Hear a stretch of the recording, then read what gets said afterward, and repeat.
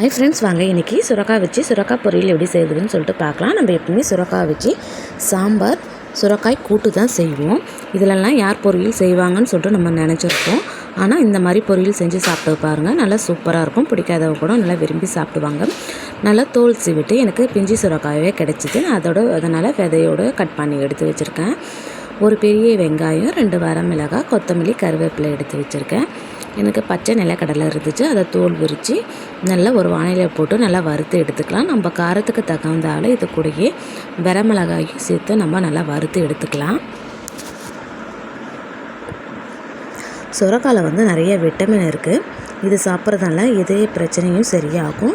Skin, ஹேருக்கு இதுக்கெல்லாம் நல்லது. இது வெயிட் லாஸ் பண்ணுறவங்க வாரத்தில் 2 நாள் சுரக்காய் சாப்பிட்டு வந்திங்கன்னா நல்லா வெயிட் லாஸ் ஆகும். தொப்பை இருக்கிறவங்களும் சாப்பிட்டிங்கன்னா நல்லா மலமலன தொப்பெல்லாம் குறைஞ்சிடும். இந்த மாதிரி வறுத்து ஒரு தட்டில் போட்டு ஆற வச்சுக்கோங்க.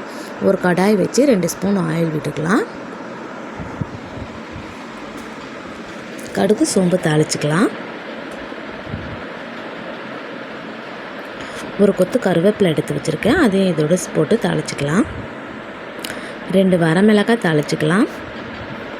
ஒரு பெரிய வெங்காயம் கட் பண்ணி வச்சுருக்கேன், அதையும் இதோடு சேர்த்து நம்ம நல்லா தாளிச்சிக்கலாம். இந்த வெங்காயம் நல்லா கோல்டு கலர் வர வரைக்கும் நம்ம வதக்கி எடுத்துக்கலாம். பாருங்கள், நல்லா கோல்டு கலரில் வந்துடுச்சு. இப்போ நம்ம குட்டி குட்டியாக கட் பண்ணி வச்சுருந்த சுரக்காயை இதோடு சேர்த்துக்கலாம். பிஞ்சு சுரக்காய்ன்றதுனால நான் வேக வைக்காமல் செய்கிறேன். கொஞ்சம் முத்தின சுரக்காவாக இருந்தால் நீங்கள் சுடு தண்ணியில் வேக வச்சு கூட செய்யலாம். இன்றைக்கி நான் பச்சையாக அப்படியே தான் செய்கிறேன். இப்போ இந்த டிஷ்ஷுக்கு தேவையான உப்பு சேர்த்துக்கலாம். 1/4 ஸ்பூன் மஞ்சத்தூள் சேர்த்துக்கலாம். சுரக்காய் வதக்க இதிலேருந்து தண்ணி வரும், அதனால் நம்ம கொஞ்சமாக மட்டும் தண்ணி சேர்த்துக்கலாம். இன்றைக்கி நான் ஒரு 1/4 டம்ளர் அளவுக்கு மட்டும் தண்ணி சேர்த்துக்கிறேன். இதனால் நம்ம கிளறி விடலாம். கிளறி விட்டுட்டு ஒரு மூடி போட்டு நம்ம வேக விடலாம். இப்போ நம்ம வறுத்த ஆற வச்சுருக்க நிலக்கடலையை தோல் விரிச்சிட்டு நம்ம மிக்சியில் போட்டு அரைச்சிட்டு வந்துடலாம். இது நல்லா ஃபைன் பேஸ்ட்டாக அரைக்கக்கூடாது, சும்மா ஒரு பல்ஸ் மோடு மட்டும் விட்டால் போதும். இந்த அளவுக்கு கொரப்பாக இருந்து அரைச்சிக்கோங்க.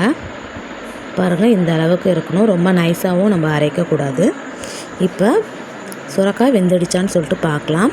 கொஞ்சம் தண்ணி இழுத்துக்கிடுச்சு, இன்னும் கொஞ்சம் தண்ணி இருக்குது, அதை நல்லா இழுக்கிற அளவுக்கு நம்ம பெரட்டி விட்டுக்கலாம்.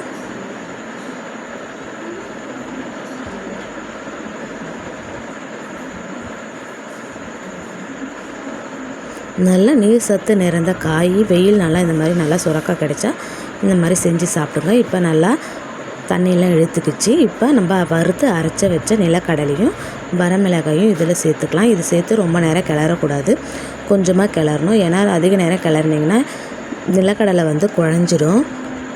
இப்போ மைல்டாக 2 கலர் கிளறினீங்கன்னா சுவையான சுரக்காய் பொரியல் ரெடி. இப்போ கொத்தமல்லி தலையை தூவி இறக்கிடலாம். இதை நீங்கள் சாம்பார் சாதம், தயிர் சாதம், ரச சாதத்தை கூட வச்சு சாப்பிட்டிங்கன்னா நல்லா சூப்பராக இருக்கும். இந்த வீடியோ பிடிச்சிருக்கோன்னு சொல்லிட்டு நம்புகிறேன். பிடிச்சிருந்தால் லைக் பண்ணுங்கள், ஷேர் பண்ணுங்கள், சப்ஸ்கிரைப் பண்ணுங்கள், கமெண்ட் பண்ணுங்கள்.